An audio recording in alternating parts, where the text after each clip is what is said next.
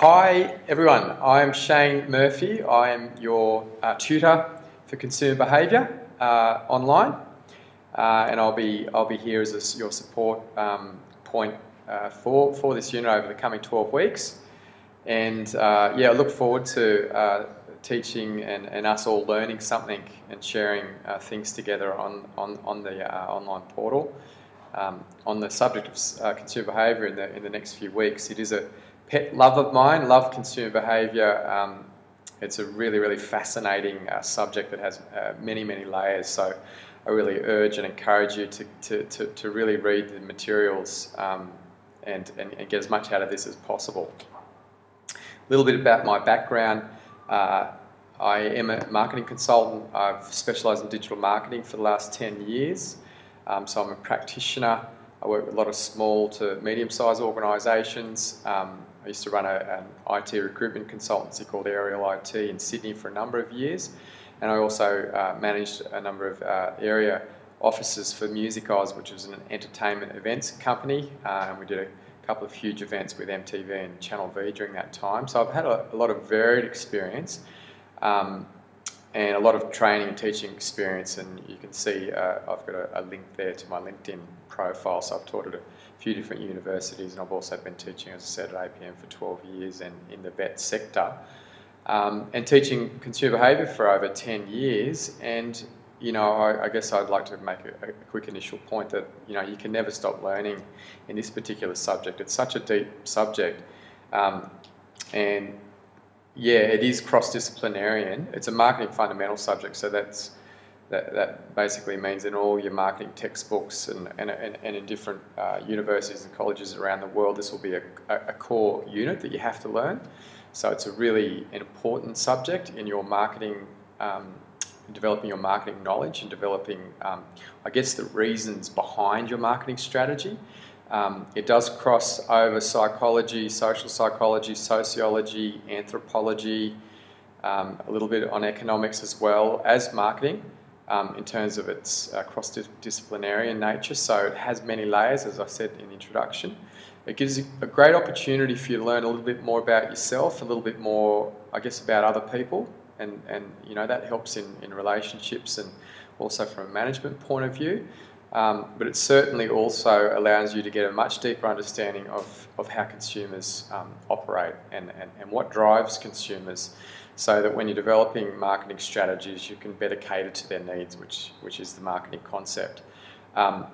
It's got a range. I mean, we're all consumers, so there is a certain degree of common sense to this stuff, and some of you will find some of the material really I guess easy to get. Other people may struggle with the more complex aspects, but it's certainly an interesting subject, and I guess in the sense that we're all consumers, that's a good starting point. But I think it's really important with a subject like this, particularly with your written assessment and learning to research a product category area.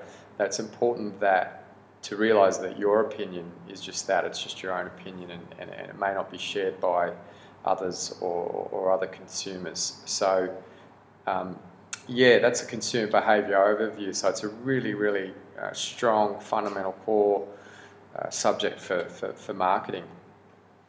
So yeah, you may, over the coming 12 weeks, look to support or need to support this subject. I think that the core textbook is vital in this unit as an anchor point, but also the subject guide, which is really detailed and it goes through each topic week to week, which is excellent.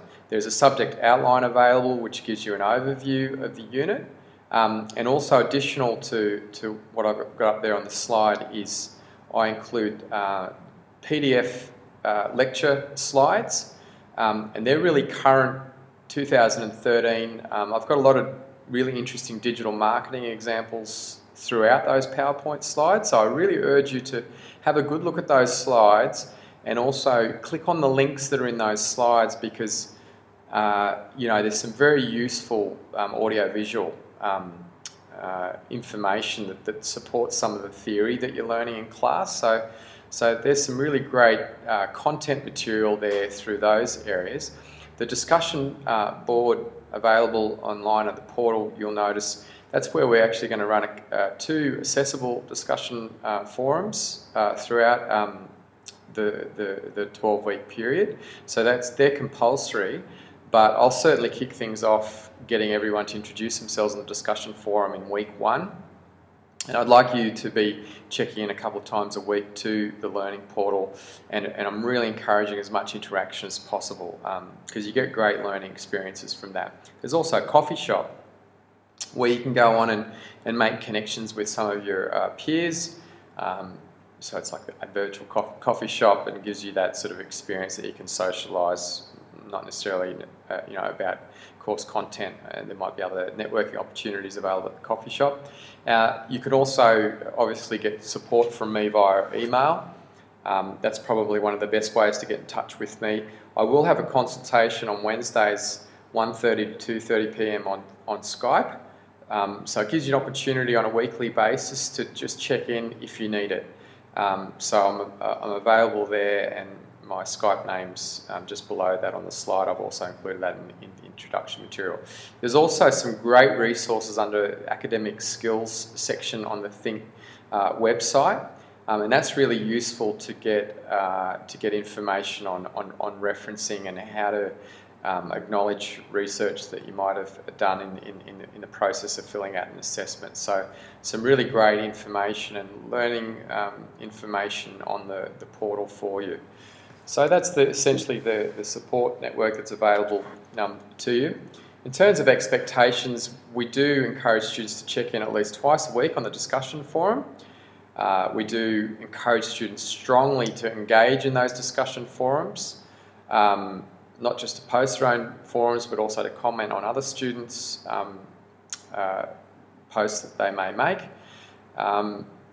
We need to stick strictly to the schedules, so if you have any issues, we do have a protocol or a process, and we can give extensions with mitigating circumstances.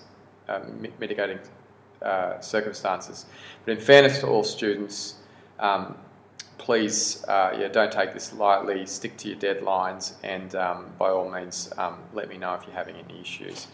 Alright, so we're just about wrapped through there. The assessments, you can go on the portal and read it in more detail, but we have 7 quizzes worth 5% each. So it's really important that you do your quizzes, and ideally you do it each week, at the end of each week's material. Once you've read the topic material, at the end of each topic, you can then complete the quiz. So that's open book as well. So yeah, really important. It's really important in online learning, as you probably imagined if you had any experience in this space, is to keep up and be regular and be consistent. We do have 2 assessed discussion forums, and we do have written assessment. All those details are available on the portal. So that's just a brief introduction. I really hope you have a very deep and rich learning experience in consumer behaviour. I know it's an exciting field of marketing, so all the best, and stay in contact.